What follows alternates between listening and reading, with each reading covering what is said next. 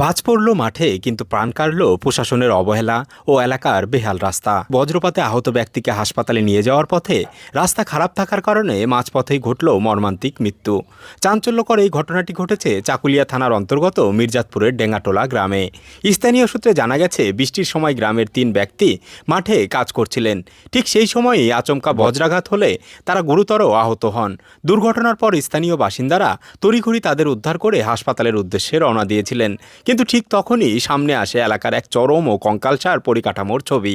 দীর্ঘদিনের বেহাল ও জরাজীর্ণ খানাখন্দে ভরা জলজমা রাস্তার কারণে রোগীবাহী গাড়িটি প্রায় 1 ঘন্টারও বেশি সময়ে রাস্তায় আটকে থাকে। তাই সময়মতো চিকিৎসা না পাওয়ার কারণেই মাঝপথেই মৃত্যু হয় এক আহত ব্যক্তির। বাকি দুজনের চিকিৎসা চলছে।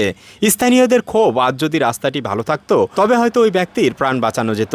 প্রশাসনের খামখেয়ালিপনার এই দায় কে নিবে? আর কত প্রাণ গেলে জাগবে প্রশাসন? বৃষ্টি হতে হতে কখন চিলিক মারলে ঝাটকা, আমরা 2 জন বেহুশ হয়ে পড়ে গেছি।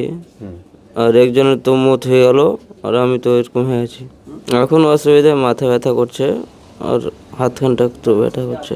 2 ঘন্টা পরে এখানে গাড়ি আটকে গেল, যেতে পারলো না, আর তার মৃত্যু হয়ে গেল। সমস্যা না হলে পেশেন্টটাকে নিয়ে যেতে পারতো, কিষানগঞ্জ কমপক্ষে পৌঁছাতে পারতো, কিন্তু পারলো না।